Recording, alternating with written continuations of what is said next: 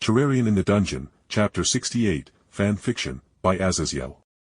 Please like and subscribe to this YouTube channel for listening and patreon.com/Azazyel to read all of his stories. After another 3 hours of pillaging the 19th floor of all its resources, it was Anya who stretched, shifting her arm back and forth as she spoke that broke the monotony of the grind. Nyah, it's been a long while since I worked this hard in the dungeon.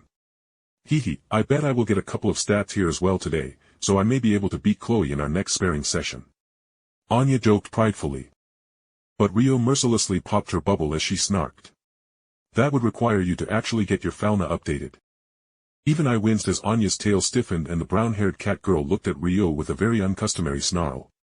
Yeah, and are you any different, miss? I hide away from my goddess out of some stupid sense of shame at something you failed to accomplish anyway. Chloe Lenoir and I have been following you every single night, helping keep Evelys from dogpiling you. And you aren't even brave enough to see Lady Astrea become strong enough to actually clean out Evelys. Anya said, sharply poking Rio in her chest. Honestly, Rio looked utterly gobsmacked at how the happy-go-lucky girl just completely whirled around on her, especially with us third wheels fucking right here. Then why haven't you gone back to Freya then, Anya? Rio said crossly as she pushed Anya's hand away from her chest. Anya's face twisted into a snarl at Rio's question before she smiled a sickly thing as she retorted. I used to fear going home to the folkvanger, Nyah, due to my brother's control over me and how he would beat true strength into me. But how could I ever go home, especially to see my goddess when the man who snapped my blood brother's neck like a twig is Freya's most favored adventurer? Anya asked rhetorically before she looked to me and Belle, and reflexively, my magna cannon raised halfway up as this was far too confrontation than I could accept. Why don't we all calm down? We can go our separate ways or whatever, but fighting in the dungeon is a terrible idea. I said, trying to calm the situation, but both girls just rolled their eyes. We are not so stupid to actually fight within the dungeon, Jake Barris. We are not amateurs. Rio seemingly reminded me primly as her hand moved away from her sheathed wooden sword at her side. Nyah, it's fine. Stress has been building up, and we both needed to shout at one another a bit. Though honestly, I may need to look for another familia as the situation I have with Freya's is. Anya sadly shook her head before wryly shrugging. I obviously can't be in the same familia as Otter is. My blood boils at the sight of him, Nyah. She finished, and after seeing so much death both in the dungeon and the Evelys people, I could see some of that same acceptance for death in her eyes.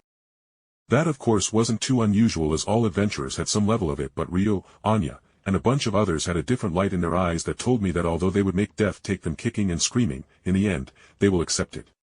Rio for wanting to eradicate Evelys and now Anya for wanting to kill Otter for revenge for her brother, I guess.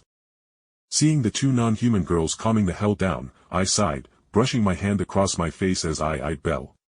Well, I think today's excitement has been enough for today. Don't you think, Belle? I asked, and the albino beauty quickly nodded. Yup. Jake, you got plenty of materials right. Belle asked me loudly and semi-rhetorically, and as I nodded, Belle matched my nodding with double the enthusiasm as she grinned. That's awesome, now we can go on that date we agreed on earlier. She continued, and my brain froze as I most certainly didn't agree to any such thing. Anya and Rio both blinked in surprise, with Rio actually blushing for a moment before she turned pale as she pointed between me and Belle. Wait, Jake Barris, you and Mrs. Crannell are in a relationship. What about? No, I am sorry, but when did this happen? She questioned. I shrugged as I counted the days and answered with a waving hand. Oh, something like a few days or close to a week ago, I guess. Why ask?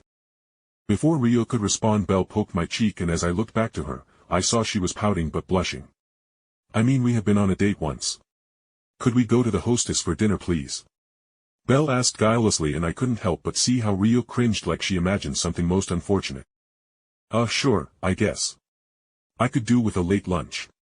I said, and then looked to Anya and Rio. You girls willing to call it quits for now?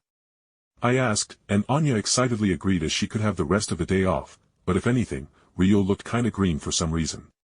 Rio, are you alright?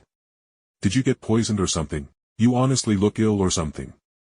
I said honestly, feeling concerned for the petite elf, so I approached, and she choked up, freezing in place as I placed a hand against her forehead to make sure she wasn't running a hidden fever to burn away any poisons or something. And no, I knew it wasn't some dense harem protagonist crap, as I knew damned well that Rio didn't have a crush or see me in that light or anything, at least yet. Well, let's just get going, I guess, I said, shrugging as Rio's face turned normal when I pulled back, so I tried to just put it out of my mind. Belle, do you want to upgrade your space guns to jungle-themed stuff like sending a stream of razor-sharp leaves at monsters? I asked on the way back to make conversation, and then I got pulled into a conversation with Rio about my sword of grass and how she was interested in possibly buying a smaller version of it. Funny enough, the conversation carried us all the way back into Rio as we took the tunnel. I made it back to the surface, but as we exited the dungeon and began walking the hostess to get lunch, Rio seemed to literally forget whatever issues she was having in the dungeon until we stopped right in front of the hostess of fertility. Then she had a weird face cover her features again,